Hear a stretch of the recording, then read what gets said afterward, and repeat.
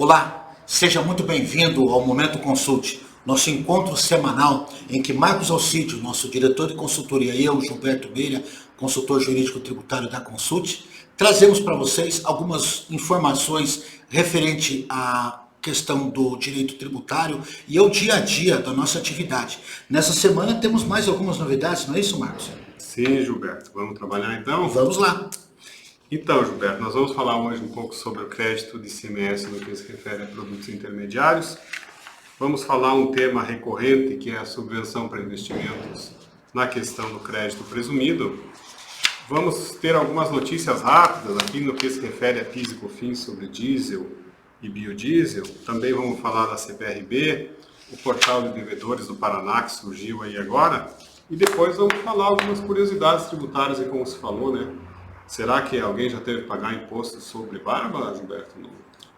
Pois olha, há uma história a ser contada e quem quiser fica até o final que certamente vai conhecer um pouquinho dessas pequenas histórias que fazem aí o conhecimento total da evolução do direito tributário no tempo, não é? Me parece, Marcos, que o primeiro tema diz respeito aí a crédito ICMS. Para a gente contextualizar, desde o advento da Lei Candir, Lei 87 de 96, substituindo o antigo Convênio 66 de 88, nós tivemos uma mudança de forma de entendimento quanto ao creditamento. Até então, se adotava, de certa forma, o conceito de crédito financeiro.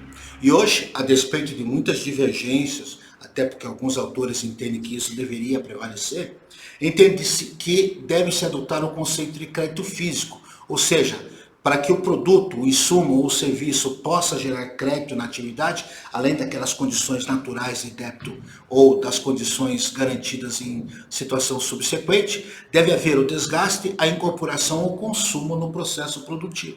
É claro que esse tema vem sendo discutido ao longo do tempo. O que é que nós temos aí de interessante para comentar sobre isso, Marcos? Então, Gilberto, como você falou, de forma resumida, os créditos de ICMS, eles, para a indústria, se referem a matéria-prima, ao produto intermediário e material de embalagem. Hoje nós vamos falar um pouco sobre o produto intermediário, como você disse. Então, o Convênio 66, como citado, ele dizia que produto intermediário era aquele que era consumido e era indispensável no processo. Veja que o tema produto consumido já existia no convênio. A Lei Complementar 87 de 96, que veio após o convênio, ela disse que tudo dava direito a crédito, considerando tudo aqui no nosso caso, o produto intermediário e o material de uso e consumo. Só que esse material de uso e consumo foi postergado primeiro para 98 e vem sendo postergado até hoje, né?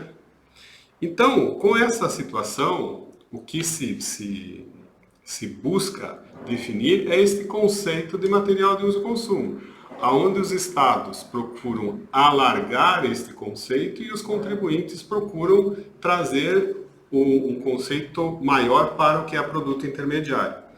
Este assunto agora, né, Gilberto, está inclusive para ser decidido lá nos tribunais em Brasília, até onde termina o produto intermediário e começa o material de uso e consumo. Importante, então, para as indústrias ficarem atentas a essa situação que está para ter uma definição em Brasília. E essa questão envolve, prioritariamente, o que eu sempre falo àqueles que nos escutam, a prevalência das regras de contabilidade, porque o direito tributário, como nós sabemos, é um direito de sobreposição.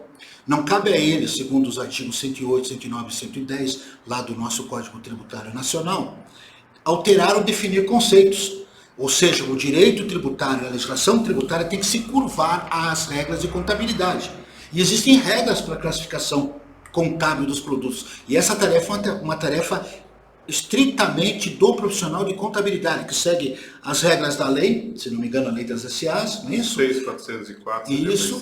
Também as orientações que o FIPECAF, que é um manual importantíssimo no dia a dia daqueles que militam no segmento, e principalmente os CPCs, né, que eu já aviso os colegas do direito, não é o Código de Processo Civil, mas é o Comitê de Pronunciamentos Contábeis do Conselho Federal de Contabilidade, e que trazem essas regras e que definem o que é realmente o material intermediário. Então, o primeiro passo é a tentativa, dentro dessas regras, de reclassificar o produto como material intermediário ou secundário, que se torna importante no processo produtivo. É bom lembrar que essas restrições creditícias, elas cresceram muito a partir do ano de 2006, porque com a Lei Candir em 96, por 10 anos, se obteve, a partir da mudança da lei, a não incidência nas exportações e a garantia, né, de retorno de royalties por parte da União aos Estados, que se encerrou em 2006. E como isso não foi renovado, os Estados começaram a apertar o creditamento, coisa que o Judiciário, aos poucos, vem desfazendo. Nós temos várias situações hoje já no âmbito do Judiciário de material que é encarado, sim, como material intermediário. O que se prega aqui, né, Marcos, não é simplesmente sair alterando, mas é seguir estritamente regras de contabilidade para que, numa discussão judicial, você possa comprovar que realmente aquilo pode ser enquadrado como material intermediário, não é isso? Isso mesmo, Gilberto. Você, como sempre, foi abrangente aí na situação. Esse é o conceito e, como você falou, tem que ficar atento agora à parte mundo tributário e essas definições que vão haver aí no judiciário para se definir, e cabe daí aos contribuintes, evidentemente, fazer as suas análises internas aí para ver o seu posicionamento. E ficar atento à PEC 45, que agora está no âmbito do Senado Federal, que a promessa que se faz é que o crédito venha a ser financeiro. Então está se prometendo num primeiro instante que praticamente tudo vai dar direito a crédito, né? O que nós usávamos no direito a dito cujo garantia, né, do que possa ser efetivamente utilizado como crédito. É lógico que com a edição das leis complementares que se sucederão, muitas limitações vão ser trazidas e nós temos que ficar atento. O próprio conceito de material de uso e consumo, ele foi sendo postergado, como bem lembrou o Marcos, de tal forma que as tantas prorrogações que ocorreram, prorrogaram até 2032, que é o ano final da transição da PEC, ou seja, em momento algum material de uso e consumo, enquanto material de uso e consumo, gerou ou vai gerar crédito, salvo essa preocupação que nós vamos ter aí no que diz respeito à classificação contábil adequada. Correto. Gilberto, então vamos passar para o segundo assunto aqui agora, que é a questão do crédito presumido, no que se refere à subvenção para investimento. Bom, esse assunto da subvenção para investimento, né, Gilberto, a gente sabe que é um assunto bastante recorrente e hoje nós vamos falar um pouco sobre uma situação que tem ocorrido especificamente sobre o crédito presumido como benefício fiscal de ICMS. Então, em relação ao crédito presumido, para a Receita Federal, o contribuinte, para considerar o crédito presumido como subvenção para investimento, ele tem que cumprir os requisitos da Lei 12.973, de 2014. Principalmente, esses requisitos são contabilização em contas e resultado e constituição de reserva de lucros. Para a jurisprudência atual, a nível de judiciário, não é necessário cumprir esses requisitos, basicamente porque não poderia o fisco federal tributar uma concessão dada pelo fisco estadual. Bom, o que surge de novo agora em relação a essa jurisprudência é a situação que a União tem trazido para dentro dos processos que envolvem essa questão, o sentido do que, quando o crédito presumido, Gilberto, ele é uma opção aos créditos das entradas, eles estão negando o crédito, dizendo que, na realidade, eu estou fazendo o crédito das entradas. Esse crédito presumido é uma opção ao crédito das entradas. E nesta mesma esteira, Gilberto, para você poder comentar, eles também colocam que quando há um estorno proporcional do crédito, nós temos várias figuras assim, o crédito que pode ser considerado como subvenção para investimento, ele é a diferença entre o crédito presumido e o que eu tive que estornar, Gilberto. É bom que se diga, né, a pretexto desse comentário, que esse assunto, inclusive, já foi trazido aqui há algumas semanas, e ele nada mais é que reflexo ainda da alteração promovida pela Lei Complementar 160 de 2017, foi derrubado o veto, né? E o veto derrubado trouxe alterações na Lei 12.973 de 2014, de tal sorte que isso foi ganhando um corpo muito grande. Primeiro, na definição de quais são os benefícios e incentivos, que nós sabemos que isso ainda não é muito claro, a despeito de termos um projeto de lei lá no Congresso Nacional tentando definir essa situação para melhorar um pouco a compreensão sobre esse tema. Mas a principal das observações é que, evidentemente, isso se refere a uma reação natural por parte da Receita Federal, que vê reduzir a arrecadação de imposto de renda e contribuição social sobre o lucro, sob dúvidas que não estão muito claras. Por exemplo, o crédito presumido nada mais é que o chamado crédito outorgado.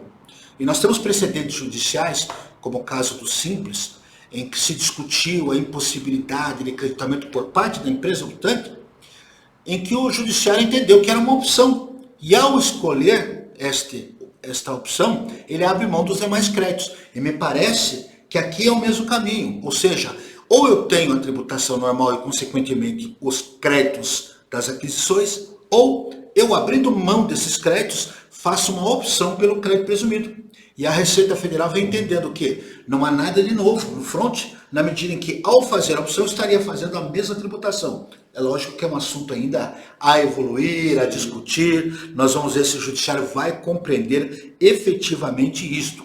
Mas fica meio patente que, para confirmar a condição de subvenção para investimento, aquelas duas características que você apresentou se tornam importantíssimas. De qualquer forma, sob pena de não configurarmos o benefício fiscal utilizado como forma de investimento, não é isso? Correto, Gilberto. O próximo item aqui que nós temos, Gilberto, que nós comentamos, temos algumas notícias rápidas.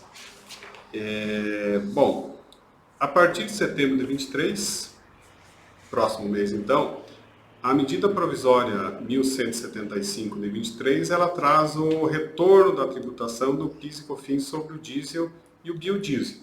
Como nós sabemos, houve aquela redução de PIS e COFINS e de ICMS no ano passado, no sentido de reduzir a carga tributária naquele momento, e isso tem voltado. Já voltou o ICMS, agora está voltando o PIS e COFINS, e naquela mesma sistemática do ICMS, que não é uma alíquota sobre o produto, e sim um valor em reais sobre cada litro, né, Gilberto? Nós tivemos uma alteração a partir de julho do ano passado, em que se criou a alíquota ad rem, né, em função da unidade de valor.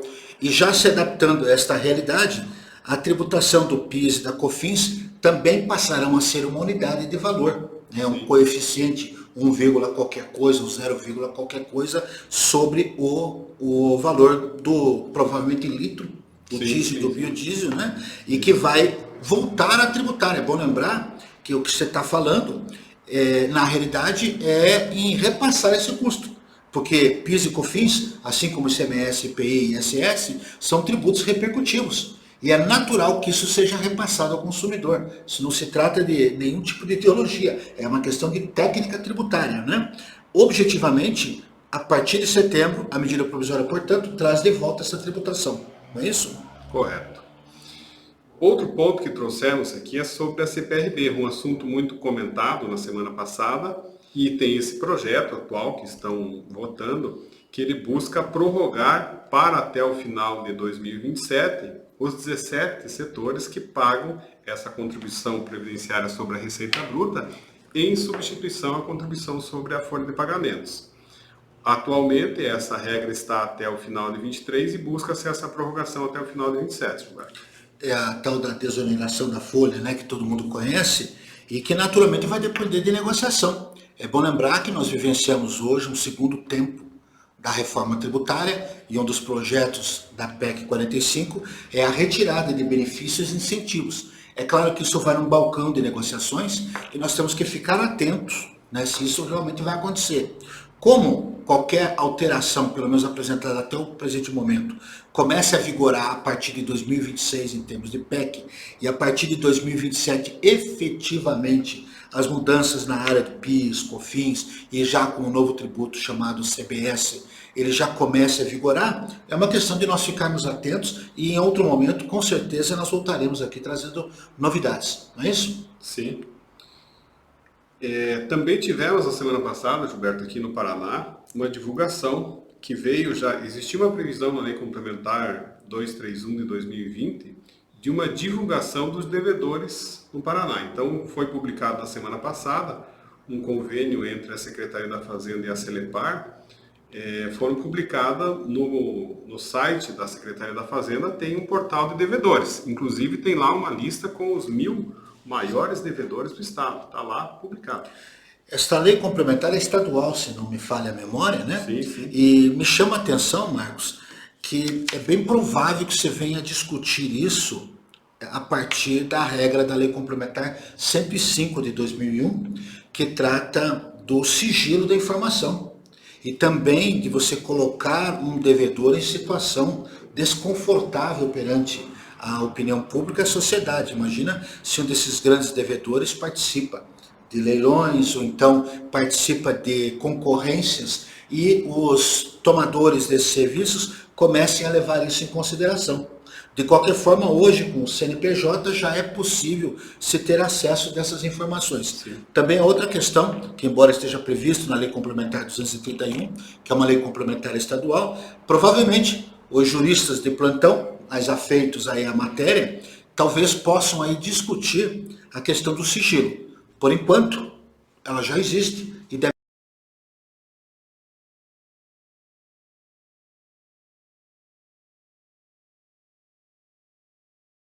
trouxe dentro desses temas que a gente traz aqui no nosso Momento Consulte, a gente sempre fala alguma questão, tem algumas questões um pouco diferentes aí nesse nosso mundo tributário. E como nós falamos, Gilberto, será que já existiu alguém que teve que pagar imposto por ter barba?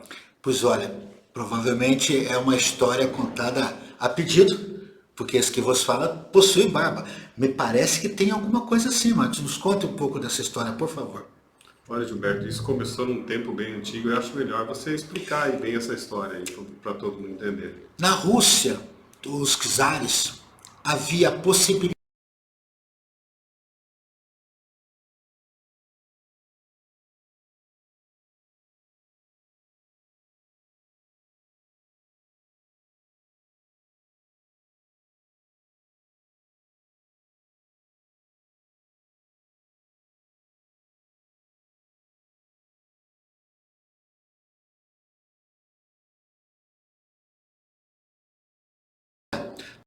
com a questão da Rússia antiga não ter indústrias de base, e quem vê filmes antigos, os famosos filmes cult, né, deve ter lembrança que havia apenas e tão somente um banheiro, uma disponibilidade apenas.